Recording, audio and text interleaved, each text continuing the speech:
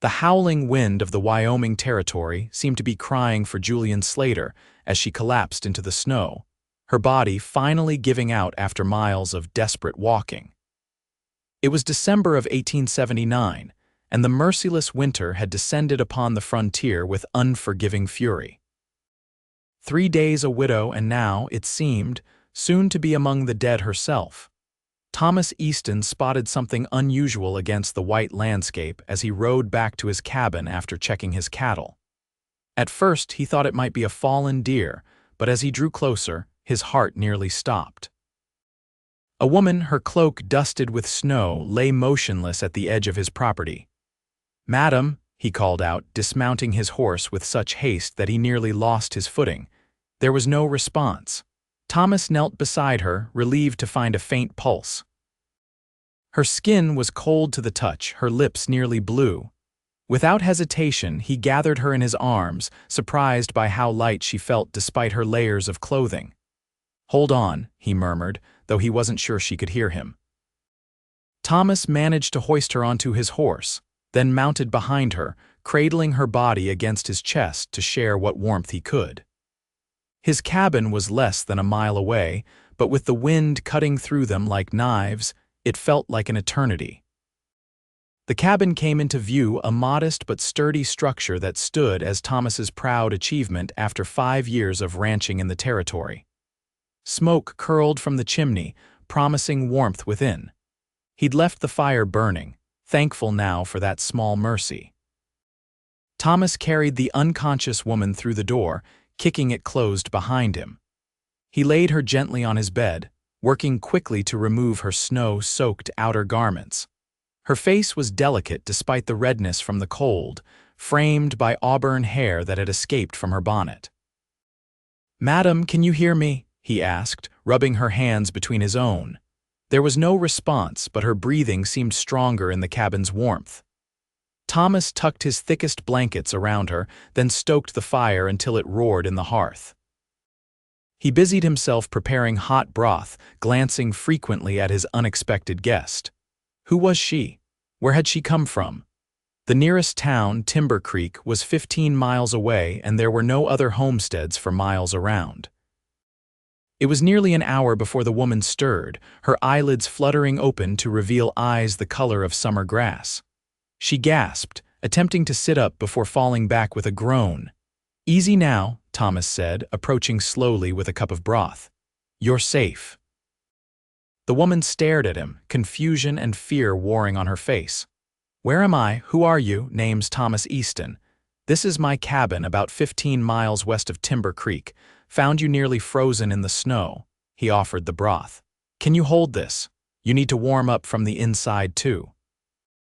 She accepted the cup with trembling hands. "Thank you," she whispered before taking a small sip. "I'm Julianne Slater."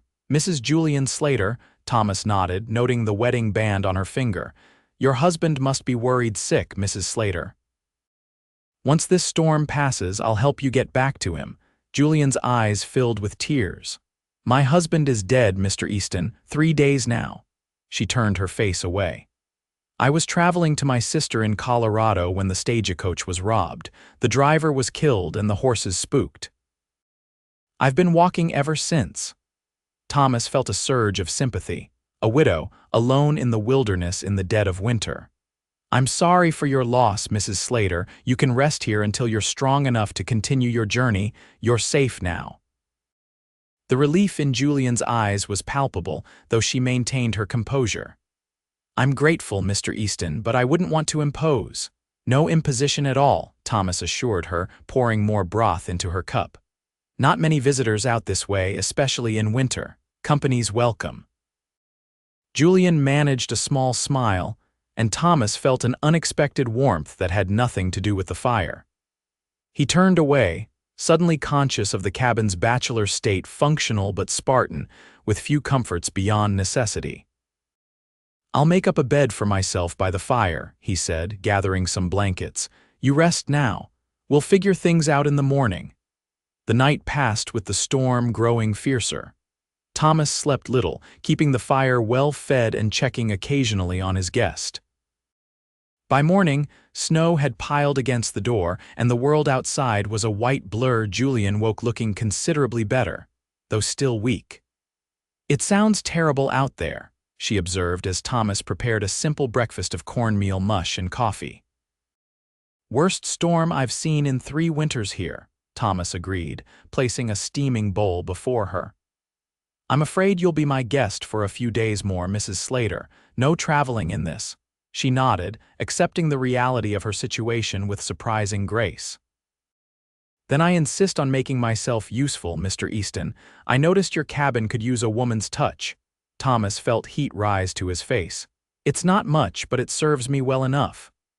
"A home should be more than just shelter," Julianne said softly, glancing around.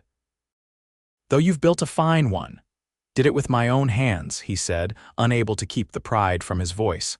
"Came out here in '74 with nothing but dreams and determination." "That takes courage," Julianne said. "My husband was similar bold in his ambitions. We came west from Philadelphia after the war. He wanted to start a mercantile in Timber Creek." Her voice faltered. "Influenza took him before he could see it succeed." Thomas nodded solemnly. "The frontier's harsh that way, takes as much as it gives." He hesitated, then added, "Lost my wife to childbed fever back in Missouri. That's what sent me west, couldn't bear the memories." Julian's eyes met his, a moment of shared understanding passing between them. "I'm sorry, Mr. Easton." "Thomas, please." "Thomas," she repeated, offering a gentle smile. "And I'm Julianne." The storm raged for 3 days, during which time the small cabin underwent a transformation. Julianne, though still recovering her strength, proved herself handy with needle and thread, mending Thomas's worn shirts and fashioning new curtains from spare fabric she found in his modest supplies. For his part, Thomas found himself taking extra care with his appearance, trimming his beard and smoothing his usually unruly hair. He surprised himself by enjoying their conversations, which stretched long into the evenings by the fire. "You've never been back east?" Julianne asked on the 3rd night as they shared the last of a rabbit stew Thomas had prepared. "No need," he replied, leaning back in his chair. "Got everything I need right here. Good land, healthy cattle, and peace and quiet. Don't you get lonely?" The question was innocent, but it hung in the air between them. Thomas considered it longer than he intended. "Suppose I do sometimes, but then loneliness is preferable to some company." Julianne laughed, the sound brightening the cabin. "You're quite the philosopher, Thomas Easton." "Just practical," he countered with a smile. "What about you? Will you still go to your sister's?" Julianne's expression sobered. "I don't know. Emily has her own family to care for, and I'd be another mouth to feed. I had hoped to perhaps open a dressmaking shop in Denver." "You sew beautifully," Thomas observed, gesturing to his mended shirt. "It's one of the few skills a lady is permitted to turn to profit," she said with a slight edge to her voice. "Though I've also kept my husband's books for years. He said I had a head for figures." Thomas raised an eyebrow. "A valuable skill out here. Most folks barely manage their sums." On the 4th morning, the storm finally broke, revealing a transformed landscape glittering under a bright blue sky. Thomas stepped outside to assess the damage and check on his livestock, finding everything in better order than he'd feared. When he returned, stamping snow from his boots, Julianne was at the stove, frying salt pork and potatoes.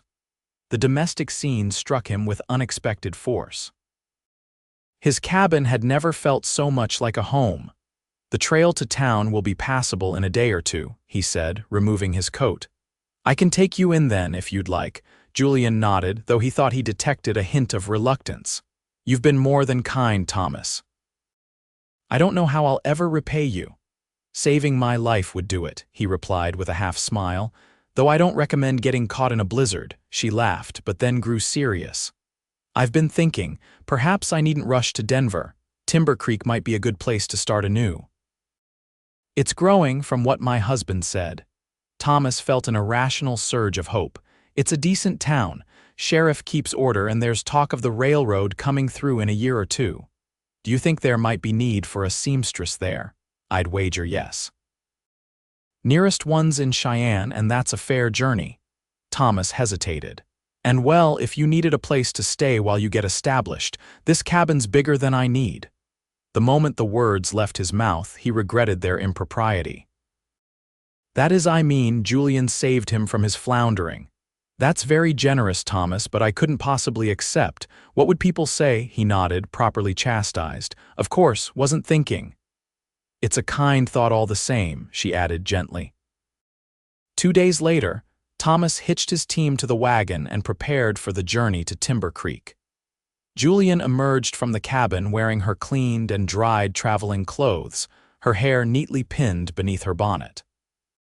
She looked every inch the proper widow, but Thomas couldn't help remembering her laughter by the fire, the way she hummed as she worked, the quiet conversations that had made his solitary cabin feel alive. The journey to town was largely silent, both lost in their thoughts as the wagon made its way through the snow-laden landscape. Timber Creek appeared on the horizon by mid-afternoon, a collection of wooden buildings straddling the creek that gave the town its name. "Where should I take you?" Thomas asked as they approached the main street. "The hotel, I suppose," Julian replied, though she didn't sound certain. "I'll need to inquire about work and lodgings." Thomas nodded, guiding the wagon toward the 2-story building that served as Timber Creek's only hotel. As they drew closer, activity near the sheriff's office caught his attention. A group of men were gathered, seemingly in heated discussion. Sheriff Miller spotted Thomas and waved him down. "Easton, good timing. We're organizing a posse."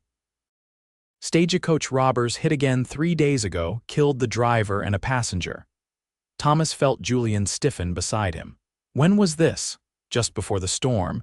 Same gang that's been operating between here and Cheyenne. Got away with the strongbox and left a passenger for dead. The sheriff noticed Julian for the first time. "Begging your pardon, madam." "Sheriff," Thomas said carefully, "this is Mrs. Slater. She was on that stage." Miller's eyes widened. "Madam, we've been wondering what happened to you. Another passenger said there was a woman who fled the scene." "I didn't flee," Julian said, her voice surprisingly steady. "I tried to find help, but the storm came in so suddenly.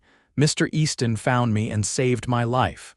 "Then you're a witness," the sheriff said. "Could you identify any of the robbers?" Julian paled slightly. I'm not certain." It happened so quickly and they wore bandanas over their faces, but one had a distinctive scar across his hand and another spoke with a lisp. The sheriff nodded grimly. "That matches what we know of the Ritter gang. They've been terrorizing this territory for months." He turned to Thomas. "Easton, we could use your tracking skills with the posse." Thomas glanced at Julian, torn between duty and concern for her welfare. She seemed to read his thoughts. "I'll be fine at the hotel," she assured him. "You should help catch these men." Thomas reluctantly agreed, escorting Julian to the hotel before joining the posse. The group of 12 men, led by Sheriff Miller, set out within the hour, following the last known direction of the Ritter gang. The tracking was difficult in the snow, but Thomas's years in the wilderness had honed his skills. By nightfall, they had found signs of a camp, hastily abandoned during the storm.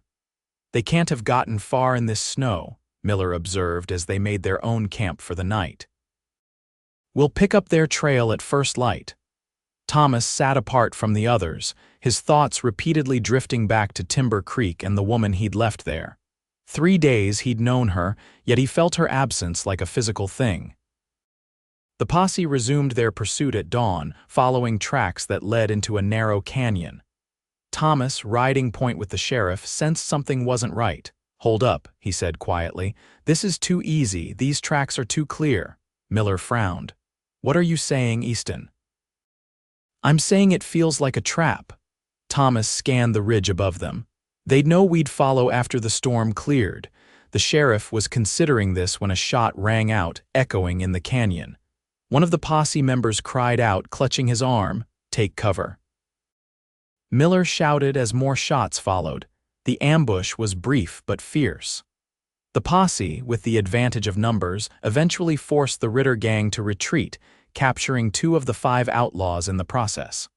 One of the captured men bore the distinctive scar Julian had described. Thomas emerged unscathed, though the same couldn't be said for all of the posse. One man had taken a bullet to the thigh, and several others had minor injuries. They returned to Timber Creek the following day, bringing their prisoners and the recovered strongbox. A small crowd gathered as they rode in. Thomas scanned the onlookers, hoping to catch sight of auburn hair, but Julian wasn't among them. A flutter of concern rose in his chest. After the prisoners were secured in the jail, Thomas made his way to the hotel. The clerk informed him that Mrs. Slater had taken a room but had spent most of the previous day at the dry goods store across the street. Thomas found her there, deep in conversation with the proprietor, Mrs. Jenkins. Both women looked up as the bell above the door announced his entrance. "Mr. Easton," Julian said, her face lighting up in a way that made his heart skip.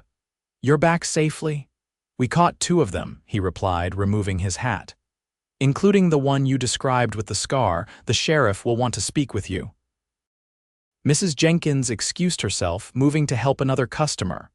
"I was worried," Julian admitted when they were relatively alone, "when I heard there had been shooting." "I'm fine," Thomas assured her. "How have you fared in town?" A smile spread across Julian's face. "Quite well, actually. Mrs. Jenkins has offered me work. It seems the town has been without a proper seamstress for some time, and she's been unable to keep up with the demand for ready-made garments in her store." "That's wonderful news," Thomas said, genuinely pleased for her. "There's more," she continued. "Mrs. Jenkins has a small room above the store that she's offered as lodging. It's modest, but it would be a start." Thomas nodded, feeling a confusing mixture of happiness for her good fortune and disappointment that she would be staying in town, not returning to his cabin. "Sounds like you've landed on your feet, Mrs. Slater." "Indeed." She hesitated, then added, "Though I must thank you again, Mr. Easton. Without your kindness, I wouldn't be here at all." "Anyone would have done the same," he demurred. "No," she said firmly, "not anyone. You're a good man, Thomas Easton." There was something in her eyes that made him want to stay, to keep talking with her, but propriety demanded otherwise. "I should let you get back to your business. The sheriff will send word when he needs your testimony." "Of course," was that disappointment in her voice. "Will you be returning to your ranch immediately?" "Need to resupply first, but yes, I'll head back tomorrow." Julian nodded. "Then I wish you safe travels, Mr. Easton." Thomas left the store feeling strangely hollow. He spent the remainder of the day purchasing supplies, arranging for his wagon to be loaded the following morning. That evening, he took a solitary meal at the town's only restaurant, acutely aware of how quickly he'd grown accustomed to Julian's company. As he was finishing, the door opened, admitting a gust of cold air and Julian herself. She spotted him immediately and after a moment's hesitation approached his table. "Mr. Easton, I hope I'm not interrupting." "Not at all," he said, rising to his feet. "Would you care to join me?" She accepted, settling across from him with a grace that made several other diners take notice. "I've given my statement to the sheriff. He says with my testimony and the recovered items, the captured men will certainly face justice." "Good," Thomas said. "Though I'm sorry you had to relive that ordeal. It was worth it to see them brought to account." She fidgeted with her napkin. "The sheriff also mentioned that you were instrumental in tracking them and spotting the ambush. He says you saved lives." Thomas shrugged uncomfortably. "Just did what needed doing." "Always so modest," she said with a small smile. "When do you leave tomorrow?" "First light." "Want to beat the weather? There's another storm coming in from the north." Julian looked troubled. "Yes, I heard. They say it might be worse than the last." An idea formed in Thomas's mind, one he knew was foolish but couldn't seem to dismiss. "Mrs. Slater, Julian, I know you've secured a position here, but if you're not settled yet, well, you'd be welcome to return to my cabin until spring. The winter will be harsh, and in town you'll be dependent entirely on deliveries of coal and food." He rushed on before she could respond. "I've plenty of supplies laid in, firewood cut for the season." And he lowered his voice. "I promise to be a gentleman. You'd be safe." Julianne studied him, her expression unreadable. Why would you offer such a thing to a virtual stranger? Thomas struggled to articulate feelings he barely understood himself. Because in 3 days, you made my cabin feel more like a home than it has in 5 years. Because I enjoy your company. Because the thought of you facing another harsh winter alone troubles me. People would talk, she pointed out. Let them, we'd know the truth. Julianne was silent for a long moment. My position here doesn't begin in earnest until spring. Mrs. Jenkins is agreeable to me working on commissioned pieces in the meantime. She took a deep breath. If I were to accept your offer, it would be as a boarder. I would pay my way. Thomas felt a surge of hope. I wouldn't expect, I insist, she interrupted. I've been dependent too long. If I stay, it will be as your equal, not your charity case. As my equal, Thomas agreed, hardly believing the turn of events. Though I should warn you, the cabin's 15 miles from town. It can get mighty isolated. A smile played at the corners of Julian's mouth. I found the company quite tolerable the last time. They left Timber Creek the following morning, Julian's few possessions and some additional supplies loaded in Thomas's wagon. The townspeople's curious glances didn't escape their notice, but neither commented on them. The journey back to the cabin was vastly different from their trip into town. They talked easily, sharing stories of their lives before the frontier had claimed them. Thomas learned that Julianne had been a school teacher in Philadelphia before marrying Harold Slater, who had served as a Union officer during the war. He was never quite the same after Gettysburg, she confided. The nightmares plagued him. Coming west was his attempt to outrun them, I think. Thomas nodded. The war changed many men. I was lucky joined up late, saw only the last year of fighting, but it was enough. Is that why you came west as well? To leave it behind? Partly, Thomas admitted. But mostly I came for the promise of land. A man can make something of himself out here, something that's truly his own. As the cabin came into view, Thomas felt an unexpected nervousness. Would she find it too crude after all? Too isolated? But Julianne's expression as they approached was one of contentment. It looks like a painting, she observed, taking in the snow-covered roof and the smoke curling from the chimney where Thomas had banked the fire before leaving. A perfect frontier homestead. The winter settled in around them, bringing storms that sometimes confined them to the cabin for days at a time. They developed a comfortable routine, Thomas tending to the livestock and hunting, Julianne managing the domestic sphere and working on her sewing commissions, which Thomas would deliver to town when weather permitted. In the evenings, they would sit by the fire, sometimes reading from Thomas's small collection of books, sometimes simply talking or enjoying companionable silence. Thomas found himself looking forward to these quiet hours more than anything else. As January turned to February, they celebrated Julianne's 27th birthday with a special dinner of venison and preserved fruits Thomas had been saving. He presented her with a small wooden box he'd carved during the long evenings, lined with soft deerskin.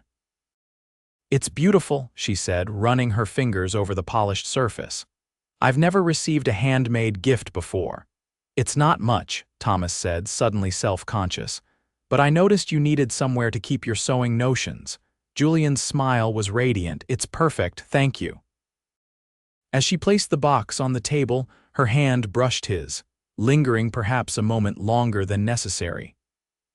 Thomas felt the contact like a jolt of lightning, heightening his awareness of how close they sat, how the firelight played across her features.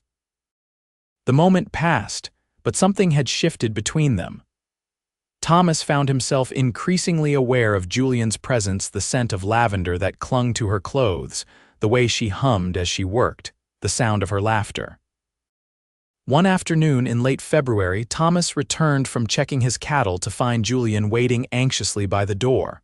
"What's wrong?" he asked immediately, noting her troubled expression.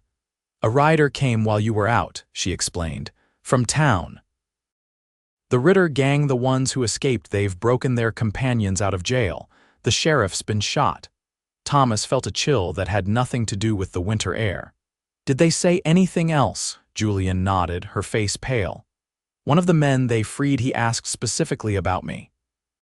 About the witness. The rider thought we should know. They might come looking. Thomas's mind raced. We need to prepare. When did the rider leave? Not an hour ago. He couldn't stay. He's warning others in the outlying areas.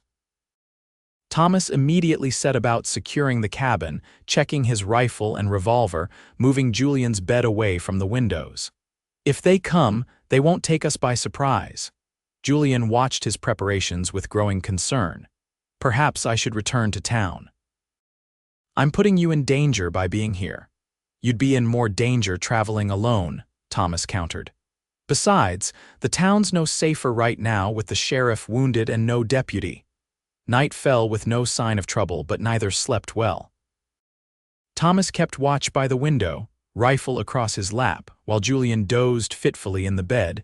Dawn broke clear and cold, revealing nothing amiss in the surrounding landscape.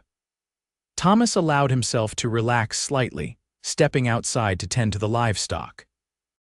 He was nearly finished when he heard the distant sound of horses approaching. Racing back to the cabin, he found Julianne already alert, her face tense. Is it them? Don't know yet. Take my revolver and stay inside, away from the windows.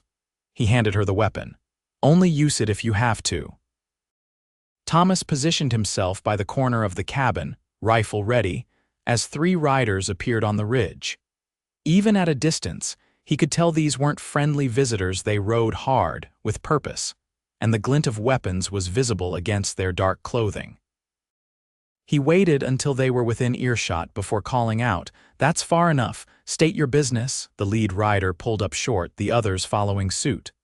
"Looking for a woman," he shouted back. "Heard she might be staying here, witness to a stagecoach robbery." "No one here but me," Thomas replied evenly. "Been alone all winter." The man laughed, a harsh sound that carried on the cold air. "That's not what folks in town say. They say you brought a widow back here, pretty little thing with red hair." Thomas tightened his grip on his rifle. "Whoever told you that was mistaken. Now turn around and ride out while you still can." Instead, the 3 men spread out, clearly preparing to rush the cabin from different directions. Thomas squeezed off a warning shot that kicked up snow near the lead rider's horse. "Next one won't miss," he called. The response came in the form of gunfire, bullets splintering the wood near Thomas's position. He ducked behind the woodpile, returning fire methodically. One of the riders cried out, clutching his shoulder, but didn't fall. Inside the cabin, Julianne pressed herself against the wall beside the window, the revolver shaking in her hand. When she heard Thomas cry out, however, something changed. A calmness descended over her, the kind she'd developed during the war when tending wounded soldiers amid the chaos of battle. Peering carefully around the edge of the window, she saw Thomas pinned down behind the woodpile, blood visible on his sleeve. The 3 riders were converging on his position. Without hesitation, Julianne raised the revolver and fired through the window, shattering the glass. Her shot went wide, but it was enough to startle the outlaws, diverting their attention to the cabin. Thomas seized the opportunity, landing a clean shot that sent one of the men tumbling from his saddle. The other 2 split up, one continuing toward Thomas, the other circling toward the cabin's entrance. Julianne moved to the door, positioning herself to the side, revolver aimed at the entry. When the door burst open, she fired without hesitation, catching the outlaw high in the chest. He staggered backward, firing wildly before collapsing on the porch steps. Outside, Thomas and the remaining outlaw exchanged shots until the click of Thomas's hammer on an empty chamber spelled trouble. The outlaw grinned, advancing with his revolver raised. "You're out of luck, mister," he sneered. A shot rang out and the man jerked, a look of surprise crossing his face before he fell face first into the snow. Behind him stood Julianne, Thomas's rifle in her hands, a thin trail of smoke curling from the barrel. The silence that followed was deafening. Thomas stared at Julianne, who lowered the rifle with trembling hands. "Are you hit?" she asked, her voice surprisingly steady. "Just a graze," he replied, getting to his feet. "You saved my life." Julian set the rifle aside and rushed to examine his wound. "It needs cleaning. Come inside." As she tended to his injury, neither spoke of what had just occurred. The bodies of the outlaws lay in the snow, an unavoidable reminder of the violence that had touched their peaceful existence.